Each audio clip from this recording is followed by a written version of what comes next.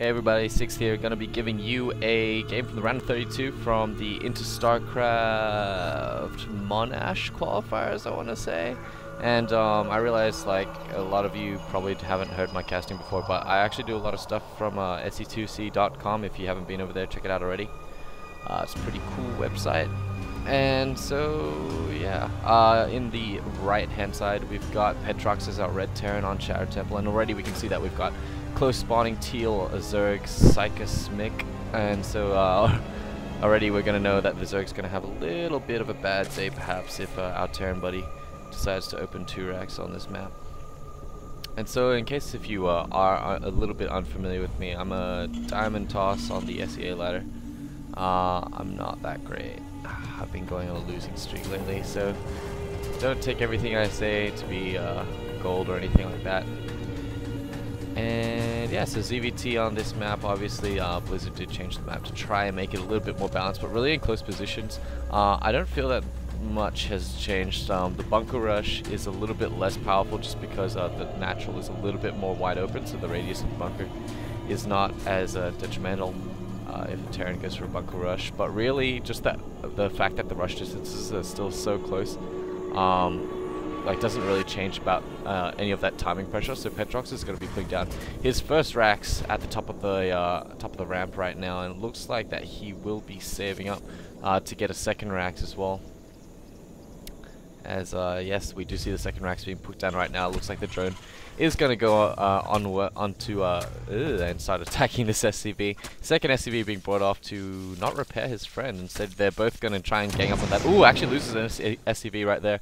I don't like that at all. It delayed the barracks a little bit. Would have much rather him just pull off the injured SCV and send that back to mining while the full health one does continue the racks. And now both players have scattered out the spawning positions, so Petrox is going to be feeling a little bit happy. He's going to try and take out this now regenerating drone, but I don't think he's going to be able to do that. Cykasmik, he is going to be banking up some gas, probably going to be opening speedlings and then maybe even into bailings after he's spotted the 2 racks. He can be anticipating an early bunker push with the Marines, and Terran really doesn't lose too much off that just because he does have the mills and is able to expand behind it really easily. So at about 5 Marines I think is the usual timing at least, and we can already see a nice overlord spread coming out from Cykasmik.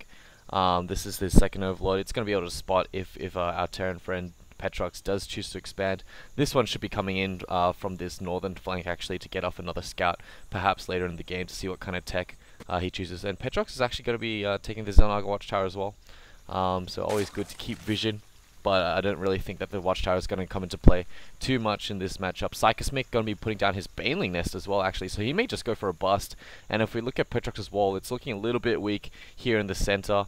If Petrox is on his game though, he'll be able to scout that out and maybe even put up a bunker. And really, if you're going to put up bunkers to prevent any sort of all-in Baneling bust, you need to keep some space between here and the supply depot, just so the splash damage of those Banelings doesn't really hit it. But as we can see, Petrox is going to be putting up 2 bunkers, so he seems like he's going to be extra safe. And really, I'm surprised that Petrox didn't push out at all in that time. He really sort of gave up map control that he could have seized earlier in the game. Of course, as soon as Zergling's speed comes out, all those Banelings comes out, Cykasmik is going to be able to seize map control very quickly. But really, that's what 2 racks allows you to do. Allows you to go in, put on some melee pressure, force Zerg to make units rather than those drones. And that's kind of what he's forced him to do. As you can see, the worker differential currently in favor of the Terran.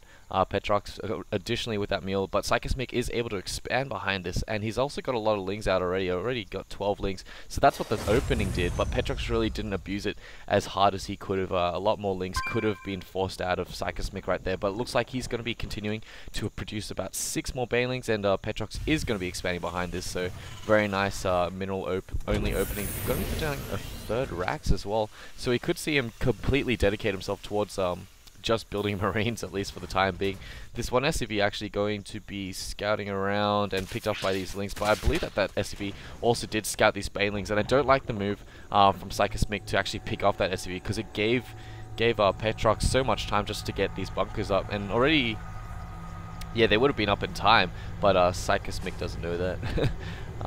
So just allowing Petrox that so much more time to get prepared, and I'm actually getting some lag spikes right now. hopefully they even out. Oh, please don't make me do this again. Anyway, it looks like that Petrox is going to be getting his double gases as well. In the meantime, inside his main, at the same time, Cykasmik going to be throwing down his lair as well. And it looks like that his expansion's just finished. And Cykasmik's feeling very, very, very comfortable. He's building 6 drones at the moment. Keep in mind, he's only got 1 queen. But we should be seeing that second queen come out very, very soon. And really, Cykasmik needs to start getting active with his units, I feel. The Terran is playing super, super defensive. So Cykasmik has one of 2 options. He can either go for his bust like he was planning to, or he can take a 3rd base very quickly as soon as Terran expands. Even taking bases across on the other half of this map is not unheard of, just because their speedlings allow you to gain so much map control with their mobility. And it looks like the time is nigh. Petrox is going to be pushing out now. I expect him to salvage these bunkers and at least empty out that one. Looks like a scouting link did get picked off at least. And actually, Cykasmik might just go to work on these rocks for the time being. Put these links to use at least. That's what I'd love to see at the moment. It doesn't look like he has enough links to really break this many Marines, especially if bunkers do go up very soon. But just opening up more avenues of attack could be advantageous to him later in the game. And it looks like at the same time, Petrox is going to be moving up, picking up 3 links right there, I think. But it looks like that Cykasmik needs to be ready. He's got this nice little secret flank here on the right hand side already. Cykasmik, oh, what's he doing actually? For a second there I thought he was going to try and bait the Marines in there, get them onto the creep, and then use the Bailings from the right hand side to flank them, but instead it looks like the speeders are going to be able to get a nice little surround on one clump of Petrox's Marines, but the rest of the Marines actually just evaporate to these Bailings. Nice management there from Cykasmik. And with his links, and it looks like that Petrox did not get his expansion up. He did not get his bunkers up in that time. So now he's going to be having to play super, super, super defensively. But Cykasmik feeling really, really good. He's going to be morphing in another 11 banelings. It looks like he will have enough to bust this down right now. These supply depots only require about 5 banelings, I think, each. Yeah, I have no idea. But here come the banelings anyway, regardless. And the first supply depot goes down. Second supply depot goes down. That will not actually cap out Terran Friend at all. But oh man, Cykasmik actually overmaking banelings. Now that here come the Ling reinforcements. For a second I thought he didn't have enough links to follow up the baneling bust. But now SCV is being forced to pull off the line. They are going to be able to repair this barracks and take out the rest of the links. Siege mode's actually on the way as well. And looks like Petrox is going to be looking to transition into more factory tech. He's going to be teching up as well, getting an additional tech lab. Actually getting pretty heavily supply capped right there. Here comes Cykasmik with another round of banelings and speedlings, but I really don't see him busting this at all right now, especially with all these SCVs ready to repair as well. Oh, bit of a misrally there, losing a few links for no good reason right there. And yeah, and really, Cykasmik has been putting on a lot of pressure, but he hasn't been taking advantage of when he can build drones. He's been rather favoring a lot of aggression, and really against Petrox's defense so far, it hasn't really yielded as much as it should have. He wasted a lot of gas on those banelings with the massive bust and not producing enough links to follow it up and do sufficient economic damage, which we are seeing now reflected in this worker differential. And really, Petrox is going to be pretty high up in tech, I think. He's got the siege mode done. He's getting blue flame as well. Not really sure if Petrox is going to be able to afford all of this on one base. He really needs to expand quite soon. As you can see, he's really oversaturated here in the main. Only having 2 guys in one of his gases accidentally. Not a big deal, not a big deal.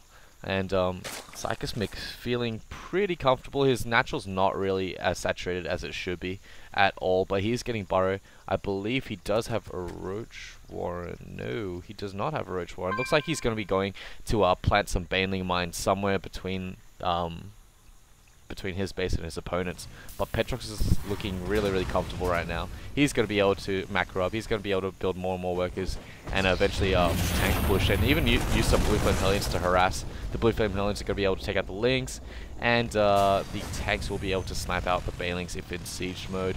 But here's some hellions going for the run by, and actually this could be bad. He does not have the blue flame up right now, so he's actually trying to get a surround right there, but looks like that actually he doesn't have enough Marines here on the ground. So these feelings could actually do a lot more damage than they should.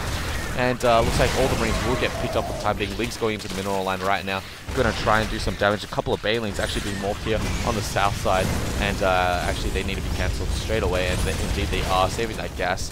And actually, one Ling is still in the middle and somewhere. I can hear it. I can hear it. No, it must have gotten killed off at some point. But now we see a nice little dedication from Cykasmik going Spire. I don't really like this play after he spent all that time researching Burrow. His Spire's really late at the moment. He spent too much time being indecisive after he got his lair. He should have gotten his Spire as soon as his lair finished. And now we're seeing him pay for it as his tech's been delayed. Petrox is taking advantage of his starport with the tech lab by building a Banshee. Luckily though, Cykasmik does have a couple of queens. It's going to be up to this Banshee to scout this third. But really, if Petrox is used to ZVT, if he knows this matchup well, he should be anticipating that third going up in the other side, excuse me, of the map. A few more racks being built up. Nice little wall off being created as well. Would not be surprised at all if we see Stim coming out quite soon. Stim is actually really delayed, so neither of these players are too tip top, but yeah, still doing quite well. And it looks like that Petrox is just going to be trying to sit back and defend, I think. Oh no, it looks like he might be going for a push with a few SCVs. Not really sure how I feel about this. I feel like he's currently in the lead by a long shot, especially with this Banshee, man. If he just used that a little bit more before that Spire was up, because the Banshee came in initially when the Spire was still in creation, he could have gotten so much more out of that, milked so much more out of that. It looks like he's going to come in right now and try and get off some kills. At the same time, a push coming into the front, sieging his tanks, using the Banshee as a distraction, or rather the push as a distraction for the Banshee. Whichever way you want to look at it, he needs to put these Marines on the right-hand side right now and start going to work on these drones, but at the same time he also needs to protect his tanks from the mutas, and he knows that. One turret going up right now, and there's a single muta actually on the field right now. Oh, more mutas actually being rallied over the tanks. Petrox could have punished that so quickly if he had the stim pack, but it doesn't look like he has it. But now this spine call is going to go down to these siege tanks. Missile turret being established as well with this heavy container. It looks like that Cykasmik is going to be losing this natural expansion. The drones are not going to be able to transfer to this third, and more reinforcements are filtering in from Petrox. Cykasmik is actually being forced back into a really hard position to defend from. And actually all of his units caught on the ramp. If the tanks had focus fight on that ramp, a lot of units would have died.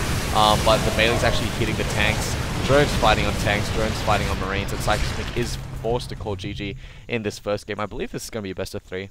And pretty good play out of Petrox. Another command center even going down right there, and he would have been able to take this top base if he wanted to, even this third really, and set up a planetary fortress with the tanks. I would have really liked to see him take this third actually. This gold base is his third, excuse me. But really from both players, just the tech was so late. It looks like they wanted to do early aggression from both sides, but neither player really sort of following that up.